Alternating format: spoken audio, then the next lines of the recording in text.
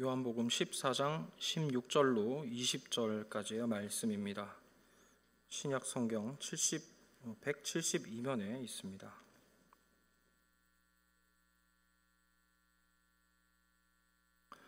요한복음 14장 16절로 20절의 말씀입니다. 다 찾으신 줄 알고 한 절씩 교독하도록 하겠습니다. 내가 아버지께 구하겠으니 그가 또 다른 보혜사를 너희에게 주사 영원토록 너희와 함께 있게 하리니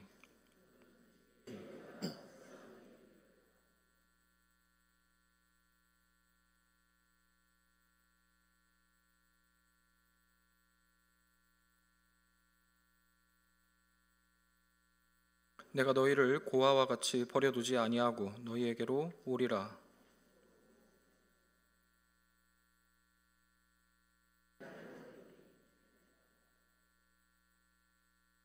함께 읽겠습니다. 그날에는 내가 아버지 안에 너희가 내 안에 내가 너희 안에 있는 것을 너희가 알리라.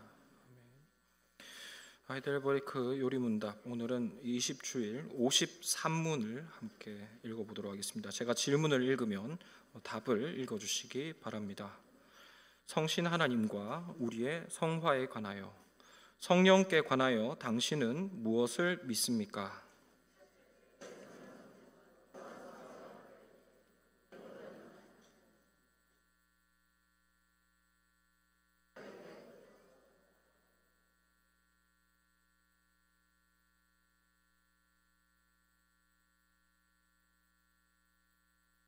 아멘.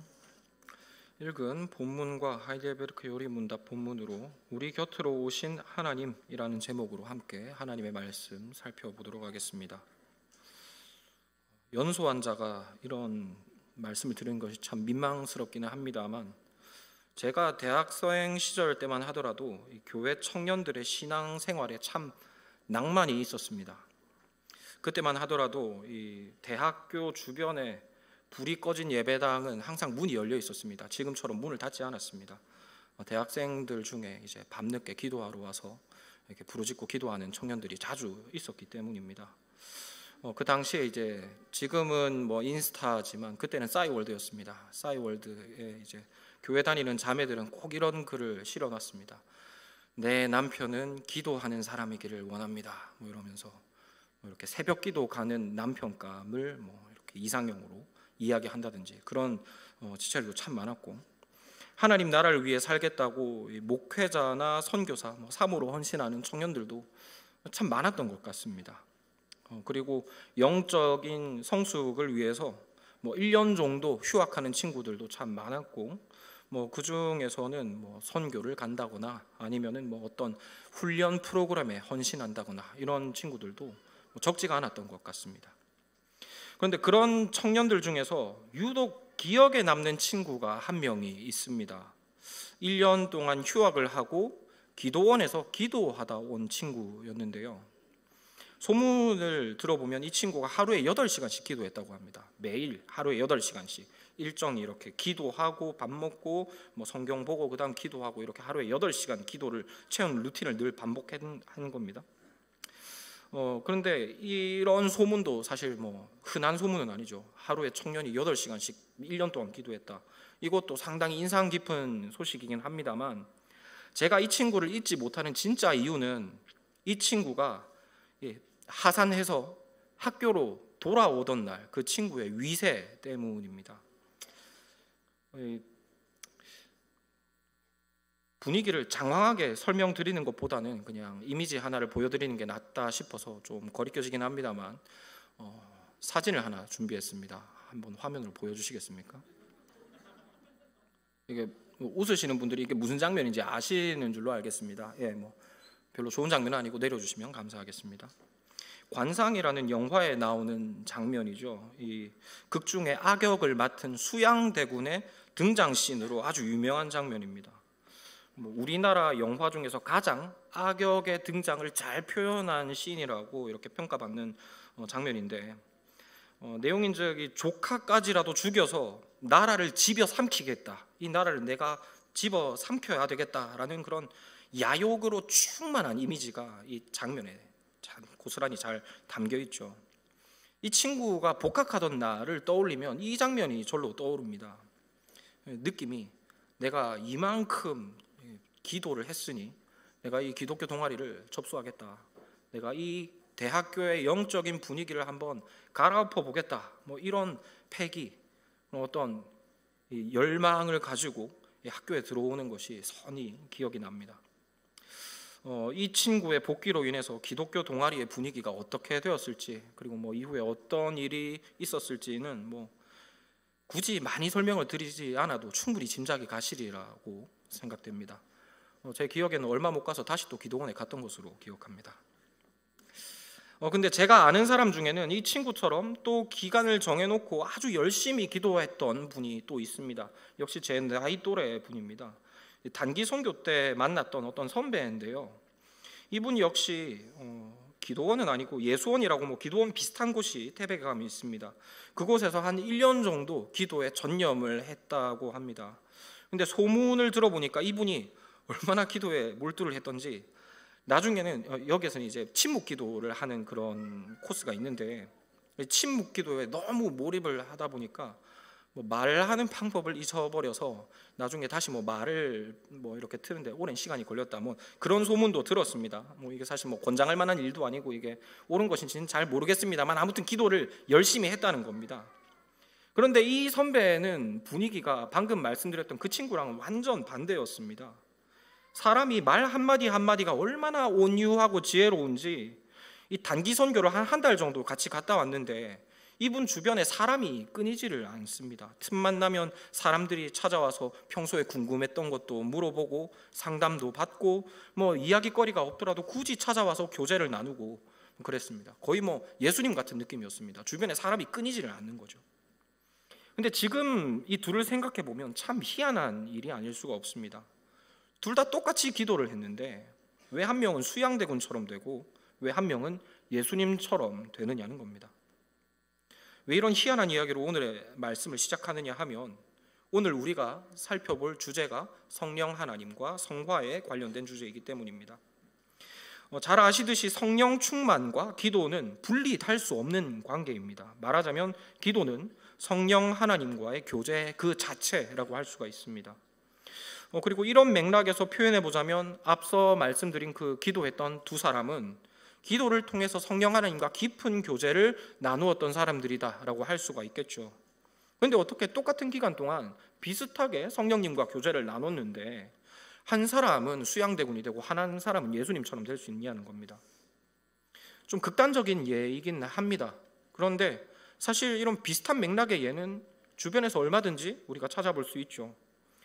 우리 교회는 그런 분이 안 계신 것 같아서 제가 마음 편하게 예를 듭니다만 어떤 분은 기도를 진짜 열심히 하시는데 사람 자체가 너무 무섭습니다. 기도를 통해서 분명히 성령님과 오래 교제하신 것 같은데 그런데 성령 하나님을 닮았다고 하기에는 너무 공격적이고 매사에 날카롭습니다. 아마 신앙생활 하시면서 한 번쯤은 이런 분을 만나보셨을 겁니다. 한국 교회 안에 적지 않은 캐릭터죠. 반면 똑같이 기도하시는데 하나님의 임재가 느껴지는 그런 분도 있습니다. 사랑, 희락, 화평, 오래 참음, 자비, 양선 이런 성령의 열매들이 말 그대로 줄줄 흘러 넘치는 그런 분들도 있다는 겁니다. 그렇다면 왜 똑같이 기도로 성령 하나님을 추구하는데 한쪽에서는 성령의 열매가 맺히고 또 반대쪽에서는 전혀 다른 열매가 맺히느냐 하는 것이죠. 사실 이는 현대 교회가 직면한 아주 현실적인 문제입니다. 기도하고 하나님을 추구함에도 거룩한 변화가 일어나지 않는 것, 이것은 우리가 한번 심각하게 고민해 볼 만한 문제라는 겁니다. 그리고 오늘 살펴볼 하이델베르크 요리문답 제20문답의 내용은 이에 대한 근본적인 해답을 보여주는 듯합니다. 물론 그렇다고 해서 오늘의 요리문답이 왜 사람이 기도하고 성령 하나님을 추구해도 변화가 없는가 이런 것을 직접적으로 다루지는 않습니다. 그런데 오늘의 요리문답 위에는 이 성령 하나님과 우리의 성화에 관하여라는 큰 제목이 붙어 있죠. 우리가 오늘부터 살펴볼 이 성령 하나님과 관련된 고백은 우리의 성화와 직접적인 연결이 있다는 의미입니다. 즉 성령 하나님은 우리를 거룩하게 변화시키는 분이라는 거죠. 그래서 성령 하나님을 바르게 체험하고 바르게 그분을 추구하는 자들은 거룩한 변화가 일어날 수밖에 없습니다. 하지만 이에 반해 이 현대 복음주의 교회들은 성령님에 대해서 누구보다도 열심을 내고 있지만 누구보다도 성화가 더딘 세대인 것 같습니다. 그 이유는 아마도 성령 하나님에 대하여 심각하게 오해하고 있기 때문일 것입니다. 오늘의 요리 문답에 나오는 그 성령 하나님을 바르게 알지 못하고 성령 하나님을 이상한 방식으로 알고 추구하다 보니까 이 성령 하나님께서 주시는 성화의 열매가 맺혀지지 않는다는 것이죠. 서론이 좀 길기는 했습니다만 오늘은 이런 관점에서 이 요리 문답의 인도를 받아 성령 하나님이 누구이신지, 그리고 우리가 그분을 믿는다는 게 어떤 것을 의미하는지를 살펴보도록 하겠습니다. 첫 번째로 오늘의 요리 문답은 우리가 믿을 성령 하나님에 대해서 먼저 다음과 같이 소개하고 있습니다. 성령은 성부와 성자와 함께 참되고 영원한 하나님이십니다 라고 말입니다. 이것은 우리 기독교인들에게 정말 익숙하고 당연한 고백이죠. 성령 하나님 당연히 하나님이시죠.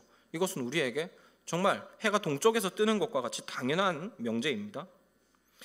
하지만 그럼에도 이 고백은 현대 교인들에게 있어서 너무나도 어색한 고백이기도 합니다. 모두들 성령님이 하나님이시다라고 입술로는 고백을 하는데 사실은 그렇게 생각하지 않는 사람들이 너무 많다는 것이죠. 왜냐하면 적지 않은 기독교인들이 성령님을 하나님이 아니라 일종의 에너지나 기운이나 힘으로 여기고 있기 때문입니다. 보통 성령하면 이 사도행전 2장에 기록된 오순절 성령 강림의 역사를 많이 떠올리죠. 왜냐하면 여기에 아주 강렬한 이미지의 성령 하나님의 임재가 기록되어 있기 때문입니다. 불, 바람, 능력, 변화, 부흥, 이런 아주 강렬한 이미지로 성령 하나님의 임재하심을 묘사하고 있죠. 그리고 이런 강렬한 이미지들이 성령 하나님의 일면을 보여주는 것도 맞습니다. 하지만 이것을 좀 더 종합적이고 정확하게 표현해 보자면 이것은 성령 하나님만이 그렇게 강렬하시고 어떤 능력이 있는 분이다, 이런 것을 표현한다기보다는 삼위일체 하나님이 그런 분이시다라고 이해하는 것이 더 옳을 것입니다. 성령 하나님만 유독 뜨거우시고 성령 하나님만 유독 강렬하게 임하시는 것이 아니라 삼위일체 하나님의 임재하심 자체가 그렇다는 것이죠. 우리는 성경 곳곳을 통하여 하나님의 임재하심이 어떤 능력과 어떤 이적과 어떤 강렬한 이미지를 통해 나타났는지를 잘 알고 있습니다. 구약 성경에서 우리가 많이 그 예들을 알고 있죠. 꼭 성령 하나님이라서 그렇게 임하신다는 것은 아니라는 겁니다. 그런데 문제는 현대교회 많은 이들이 성령 하나님에 대해서 기억할 때 이런 강렬한 이미지의 시선을 빼앗겨서 성령 하나님을 생각하면 그냥 이런 강렬한 이미지만 떠올린다는 겁니다. 그리고 정작 성령 하나님에 대해서 가장 기본적으로 기억해야 될 사실은 잊어버린다는 것이죠. 바로 성령 하나님도 하나님이라는 사실입니다. 이렇게 성령님께서 하나님이다는 사실을 잊어버리고 그분에 대한 어떤 강렬한 이미지에만 집중하게 되면, 그러면 성령 하나님은 당연히 일종의 힘이나 기운 같은 것으로 여겨질 수밖에 없습니다. 우리가 교제해야 될 인격체가 아니라 우리가 살뜰하게 활용하고 또 통제해야 되는 일종의 능력으로 받아들인다는 것이죠. 만화 영화에 나오는 이런 기 이런 것 있지 않습니까? 에너지 이런 거 있지 않습니까? 이런 방식으로 성령 하나님을 이해하고 그런 방식으로 성령 하나님을 추구하게 되더라는 것입니다. 기도라는 행위가 일방적인 기 모으는 행위가 되는 겁니다. 마치 무협 영화의 주인공이 필살기를 쏘기 위해서 기를 모으는 것처럼, 혹은 원수를 갚기 위해서 산에 들어가 무공을 닦는 것처럼, 그렇게 기도가 목표 지향적이고 자기 중심적인 행동이 되어버린다는 것이죠. 쉽게 말해서 자기가 하고 싶은 일을 위해 성령 하나님의 에너지를 끌어다 쓴다는 겁니다. 그리고 이런 행동들은 사실상 한국교회 전반적인 기도의 모습으로 나타나고 있습니다. 맹목적으로 능력을 추구한다거나 신비 체험을 추구한다거나 혹은 특정한 목적을 위해서 기도 들어주실 것을 일방적으로 강요하고 중언부언 기도하는 그런 형태의 기도, 했던 말을 또 하고 또 하고 시간을 채워서 내 목적을 이루기 위하여 드리는 그런 일방적인 기도, 이런 기도들이 사실상 성령 하나님을 어떤 힘으로, 에너지로 여기는 구체적인 예들입니다. 성령 하나님을 인격으로 여기지가 않는 것이죠. 그런데 이런 방식으로 성령 하나님을 믿고 추구하는 자에게는 절대로 거룩한 변화가 일어날 수가 없습니다. 오히려 사람이 그전부터 가지고 있었던 성향과 욕심을 더 강하게 증폭시킬 뿐입니다. 왜냐하면 자기 성향은 그대로 있는데 이 사람이 힘만 더 세졌기 때문입니다. 그냥 죄인이 힘이 세지는 것이죠. 뿐만 아니라 이런 기도는 하나님께 연락되지도 않으며 사실은 하나님을 욕보이는 기도가 됩니다. 성령 하나님을 사실상 자기 종으로 부리는 기도이기 때문입니다. 문제는 이와 같은 방식으로 성령님을 추구하는 신앙이 교회 안에서 줄곧 팽배해 왔다는 사실이죠. 사실 이것은 이교도들이 신앙하는 방식입니다. 그런데 이런 방식들이 교회 안에 늘 팽배해 왔습니다. 앞서서 예를 들었던 그런 기도의 방식들, 사실 그런 기도들이 현대 교회의 기도 생활의 주류이지 않습니까? 그리고 이런 기도의 방식, 그리고 성령님에 대한 이해는 하루 이틀의 문제가 아닙니다. 우리가 지금 살펴보고 있는 이 하이델베르크 요리문답이 작성될 당시에도 성령님을 이런 에너지, 힘으로 이해하는 그런 오해들이 많았던 것으로 보입니다. 아마도 이런 이유로 이 하이델베르크 요리문답의 저자인 자카리아 우르시누스는 성령 하나님께 대해서 믿어야 할 가장 첫 번째 지식을 꼽기를 그분은 영원하시고 참되신 하나님이다라고 명시하고 있습니다. 그리고 그가 직접 저술한 이 하이델베르크 요리문답 해설서가 있는데요, 그 해설서를 보면은 성령 하나님에 대해 설명할 때 역시 그분은 에너지나 물질이 아니시다, 인격체이시다, 참 하나님이시다라고 강조를 하고 있습니다. 즉 말인즉 오늘의 요리문답이 의미하는 이 성령 하나님께서는 참 하나님이시다라는 말, 이것은 성령 하나님이 하나님께로부터 나온 어떤 신비한 능력이나 에너지가 아니시다, 혹은 하나님의 어떤 부산물이 아니다는 의미인 것이죠. 성령님 역시 성부 하나님, 성자 예수님과 마찬가지로 독자적인 존재이시며 인격적인 존재이심을 우리에게 설명하려 하는 것입니다. 그렇다면 성령 하나님께서 참 하나님이시다, 그리고 인격적이고 독립적인 분이시다, 이것에 대해서는 우리가 이해를 했습니다. 그렇다면 이것을 우리의 신앙에 구체적으로 어떻게 적용해야 할까요? 우리는 요리문답 53문의 제일 마지막 부분을 살펴볼 때 우리가 성령 하나님을 인격체로서 어떻게 믿고 추구해야 하는가를 알 수 있습니다. 요리문답 53문 제일 마지막에 기록하기를 그분은 우리에게 주어지셨는데 영원히 우리와 함께 하신다라고 기록되어 있죠. 그래서 이것을 정리해 보면 일단 성령 하나님은 에너지나 어떤 부산물이 아닙니다. 물질이 아니십니다. 성령 하나님은 성자 예수님, 성부 하나님과 마찬가지로 완전한 인격체이십니다. 그런데 그 인격체이신 하나님이 우리에게 주어지셨고 우리와 영원히 함께 하신다고 합니다. 이것이 오늘의 요리문답이 설명하는 성령 하나님에 대한 설명의 요약입니다. 다시 한번 설명드리겠습니다. 성령 하나님이 누구이신가 하면 그분은 인격체이십니다. 온전한 하나님이시고 인격체이신데 그분은 우리와 영원히 함께 하신다고 합니다. 이것이 바로 우리가 믿어야 할 성령 하나님에 대한 복음의 핵심입니다. 이것이 어떤 의미인지를 우리는 이 성령 하나님의 첫 번째 별명이라고 할 수 있는 보혜사라는 표현을 통해서 알 수 있는데요, 이 보혜사라는 말을 헬라어로 보면은 파라랑 클레토스라는 단어가 합쳐진 것입니다. 파라클레토스가 보혜사라는 말인데, 여기에서 이 파라라고 하는 것은 아마 파라처치라는 말들을 종종 들어보셨을 겁니다. 파라라고 하는 것은 무엇 옆에 있다, 곁에 있다, 이런 의미입니다. 주변에 있다, 함께 있다, 이런 의미인 것이죠. 그리고 클레토스라는 말은 파송을 받았다 혹은 소환을 받았다는 의미입니다. 그러니까 옆으로 파송되었다, 옆으로 보냄을 받았다, 이것이 보혜사라는 표현의 1차적인 의미라는 것이죠. 그리고 이 표현을 따라 성령 하나님이 누구이신지를 이해해 보자면 성령 하나님은 우리 곁으로 파송되신 하나님이시라는 겁니다. 이것이 성령 하나님에 대한 성경이 정의하는 첫 번째 별명, 이 보혜사의 의미인 것입니다. 성령 하나님께서 우리와 함께 하신다.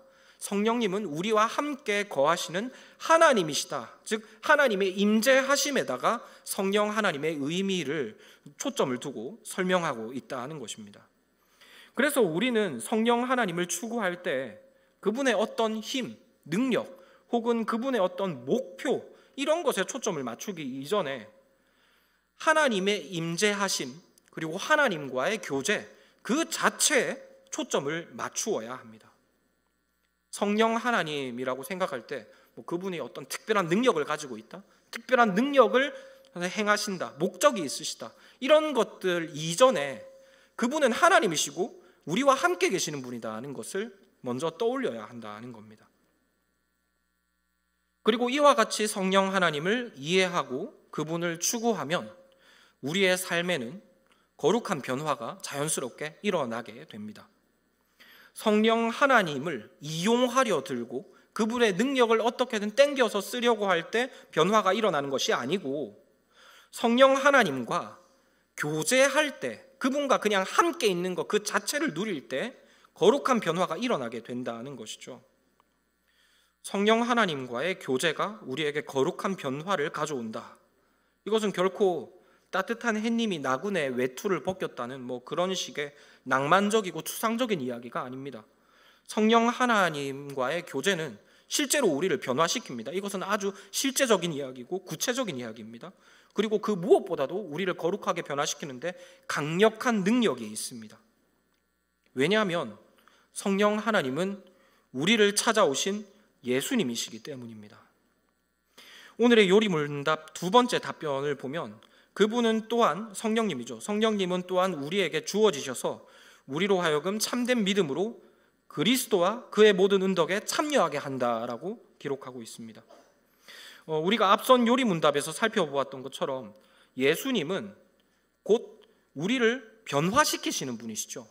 우리를 거듭나게 하는 분이시고 죄인을 새롭게 하시는 전문가시다라고 했습니다. 그런데 그 예수님이 성령 하나님을 통해 우리에게 찾아오신다는 겁니다.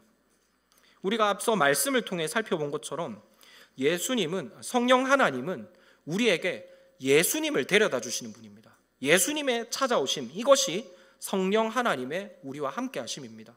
그래서 우리 교단의 교의학 교수님이셨던 박영동 교수님은 예수님의 성령 하나님의 강림을 가리켜서 예수님의 초림과 재림 사이에 있는 1.5림이다 이렇게 표현하시기도 했습니다. 성령 하나님의 오심은 예수님과 전혀 다른 어떤 분이 오신 것이 아니라 사실상 예수님의 오심이라는 것이죠. 물론 그렇다고 해서 이것을 성령 하나님은 예수님과 똑같다, 아니면은 성령 하나님은 예수님에게서 나온 어떤 부산물이다 이렇게 말씀드리려는 것은 결코 아닙니다. 앞서 말씀드린 대로 성령 하나님 역시 성부 하나님, 성자 예수님과 마찬가지로 독립된 인격체이시며 온전한 하나님이십니다. 하지만 그럼에도 성령 하나님은 결코 자기 임의대로 자신을 드러내는 법이 없습니다. 오늘 본문에 잘 나타나 있는 대로 성령님은 항상 우리에게 예수님을 나타내 주시죠. 그리고 우리가 앞서 살펴본 대로 예수님은 우리를 변화시키시는 분이십니다. 신령한 존재로 거듭나게 하시는 분, 십자가로서 죄인을 멸하시고 부활의 생명으로서 하나님의 형상을 죄인 가운데 다시 회복시키고 창조하시는 분, 그분이 예수님이시죠. 예수님은 그야말로 인간계조의 전문가이십니다. 그런데 성령 하나님께서 우리 곁에 오셔서 하시는 일이 무엇이냐면 그 예수님을 우리에게 데려다 주시는 것입니다. 그렇기 때문에 성령 하나님과 참되게 교제하고 동행하는 이에게는 반드시 예수님으로 인한 변화가 일어날 수밖에 없습니다. 그런데 우리가 여기에서 한 가지 짚고 넘어야 할 점은, 그렇다면 성령 하나님과 동행하는 것이 구체적으로 무엇을 의미하느냐 하는 것이죠. 이것에 대해서 조금 자세히 설명을 드리고 싶습니다. 우리가 오해하지 말아야 할 것은 여기에서 성령 하나님과 동행한다라고 하는 것이 무슨 대단한 헌신을 성령 하나님께 드리라는 의미가 아니라는 것입니다. 성령 하나님과 동행하라라는 말을 들으면 우리는 기본적으로 일단 뭔가를 좀 해야 된다는 생각을 가집니다. 뭐 새벽 기도회에 참석을 해야 한다거나 하루에 성경을 몇 장을 읽어야 한다거나 신앙 서적이나 묵상을 뭐 좀 해야 한다거나 이런 식으로 어떤 종교적인 행위를 떠올린다는 것이죠. 물론 이것이 성령 하나님과 동행하는 것의 일정한 형태인 것은 맞습니다. 그리고 물론 이런 것들을 아주 권장합니다.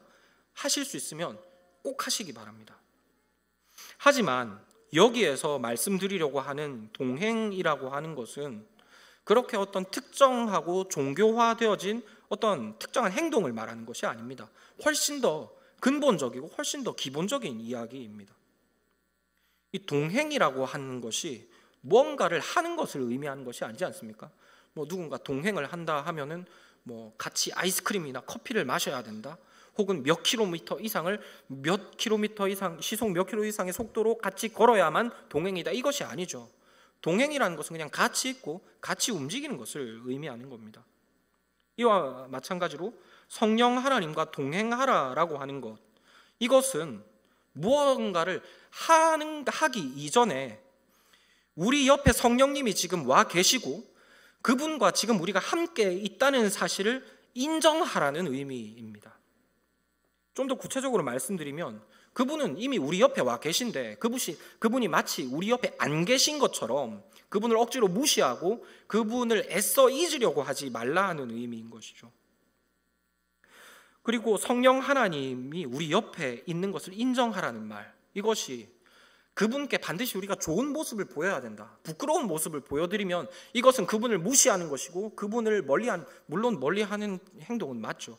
그렇지만 이것이 그런 행동을 한다고 해서 성령 하나님과 동행하지 않는다고 그렇게 생각하지도 말라는 것입니다. 성령 하나님께서 우리 옆에 계시는 것도 사실이고 우리가 그분께 늘 좋은 모습만 보여드릴 수 없다는 것도 사실인 것을 인정하라는 것이죠. 그리고 말 그대로 그분이 우리 옆에 계시면서 우리의 좋은 꼴, 못난 꼴을 다 보고 계시다는 것을 현실로 받아들이라는 것입니다. 그리고 그분과 함께 못난 꼴을 보이든 좋은 꼴을 보이든 어떻게 되었든 같이 걸어가고 있음을 인정하시고 그분께 우리의 삶을 정직하게 내어 보이라는 의미인 것이죠. 이것이 바로 오늘 제가 설명드리고 싶은 성령 하나님과 동행한다는 의미입니다. 좀 더 직관적으로 표현드리자면 좀 표현이 상스럽긴 합니다만 이 젊은 친구들이 많이 사용하는 표현입니다. 쌩깐다고 하죠.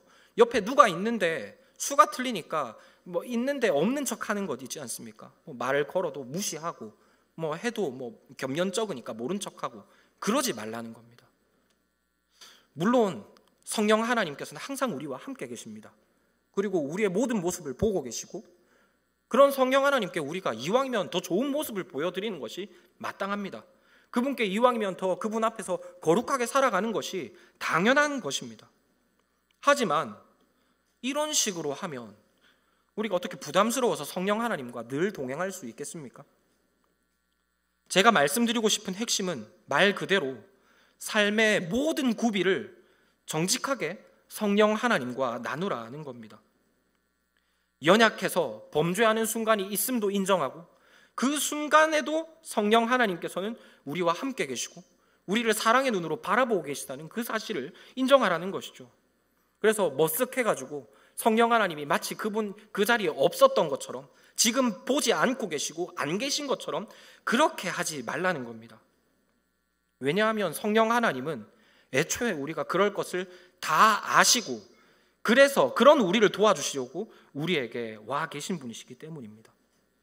그러니 우리 삶의 모든 구비들, 심지어 부끄러움, 넘어지는 그 모든 순간까지도 우리는 성령 하나님과 공유해야 합니다.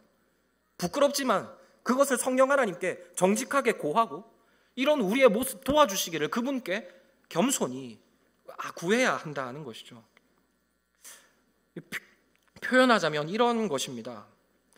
우리가 배우자와 함께 살아가다 보면 항상 깔끔하고 멋있는 모습만 보여줄 수는 없죠. 오히려 반대의 모습들이 더 많습니다. 노골적으로 표현하자면 방구도 트고 트름도 하고 발에 무좀 있는 것도 보여주고 해야 하지 않습니까? 근데 방구 냄새가 지독하다고 해서 있는 배우자를 겹년 적어서 한 2, 3일 동안 못 본 것처럼 뻘쭘하게 말도 안 하고 우리가 그러지는 않죠. 방구 냄새가 지독하다고 뭐 이혼하겠습니까? 그 있는 모습 그대로 우리의 모습을 배우자에게 드러내는 겁니다. 그렇다고 해서 배우자가 그런 우리의 모습을 증오하거나 미워하지 않겠죠. 건강이 안 좋은갑다 하고 도와줄 겁니다. 유산균을 주든지 뭐 어떤 합당한 도움을 줄 것입니다. 이 말에 대해서 오해가 없으셨으면 좋겠습니다. 우리의 죄를 그렇게 방구 다루듯이 가볍게 다루라는 말이 결코 아닙니다. 우리의 죄가 뭐 당연한 것이니까 성령 하나님께서 떳떳하게 여기라, 죄지어도 뭐 성령님 당연하게 여기신다, 그렇게 여기라는 것이 결코 아닙니다. 오히려 우리에게 이런 연약한 죄가 있음을 자기 스스로도 정직하게 받아들이시고 그 문제를 성령 하나님께서 모르시는 것처럼 속이지 말라는 겁니다.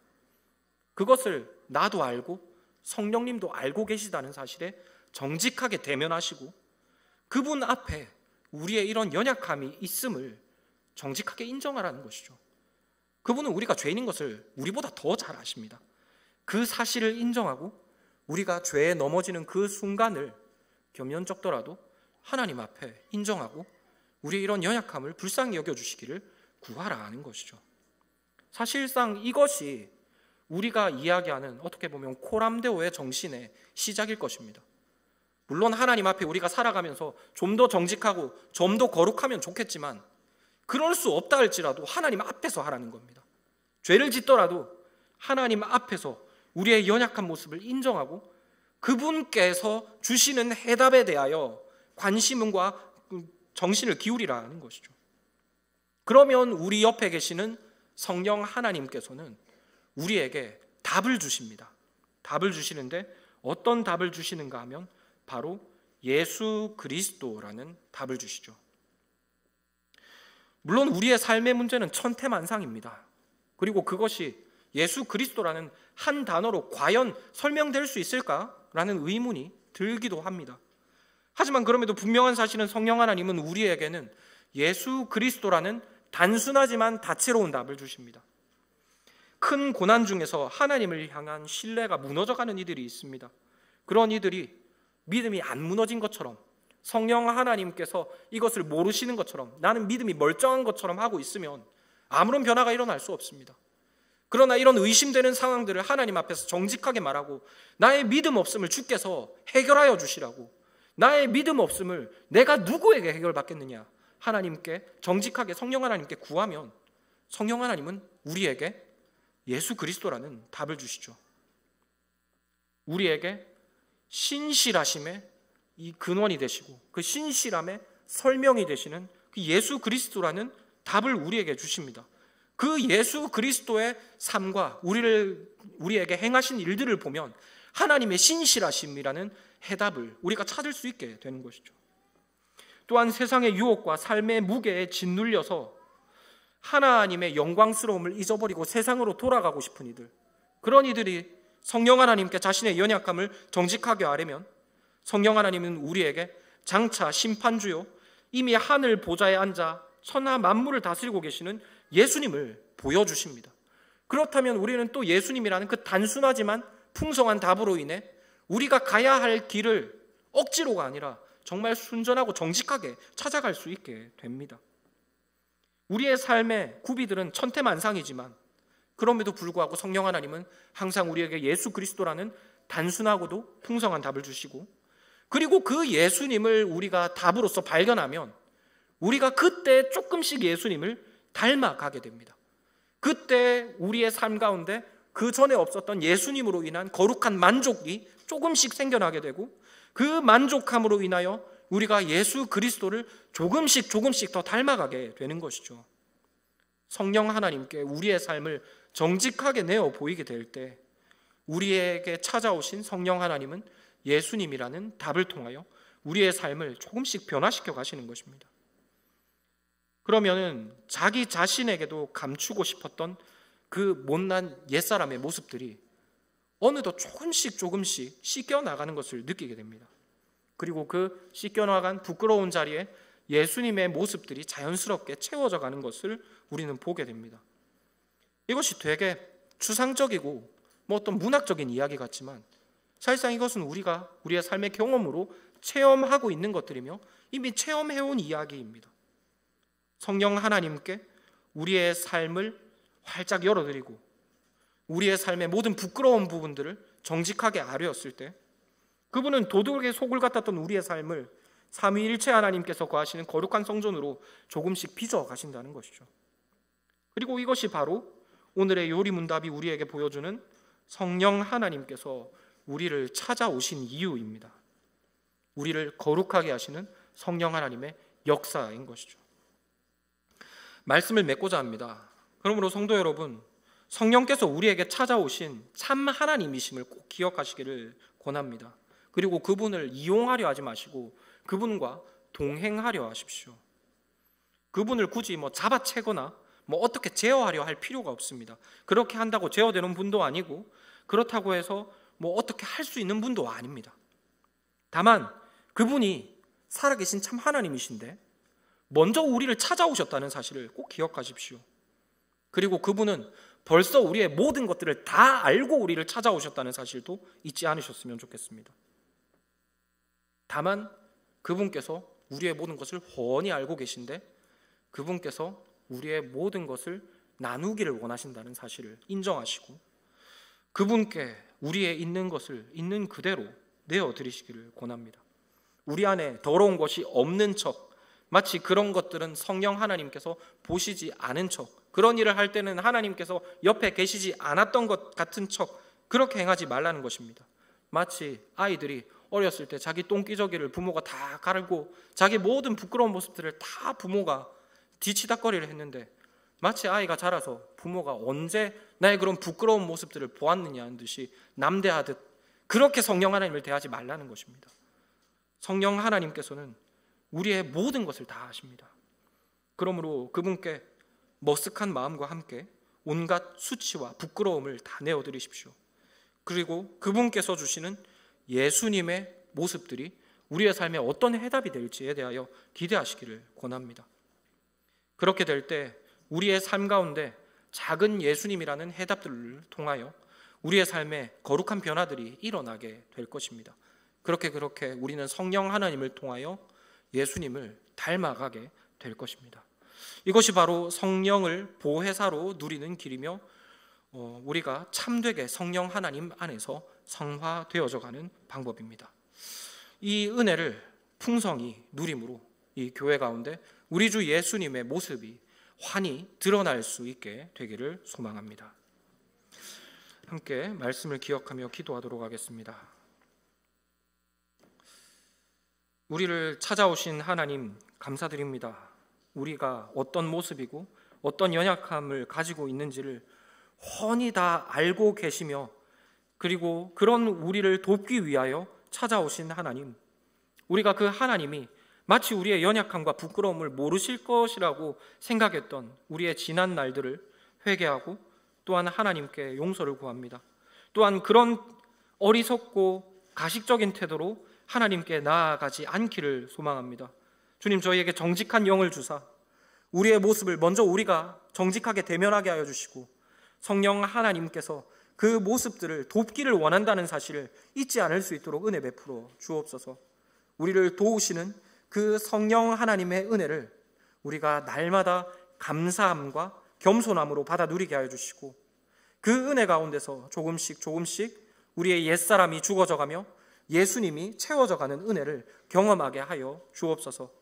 이렇게 성령 하나님과 동행하는 삶을 통하여 예수 그리스도를 닮아가는 깊이가 이 교회 가운데 더하게 하여 주시고 이로써 예수 그리스도의 참 살아계신 모습을 드러내는 이 성막의 모든 교우들이 될 수 있도록 은혜 베풀어 주옵소서. 한 주간의 삶 가운데도 그렇게 성령 하나님을 외시고 동행하는 저희들 되도록 은혜 베풀어 주옵소서. 감사드리며 주 예수님의 이름으로 기도드렸습니다.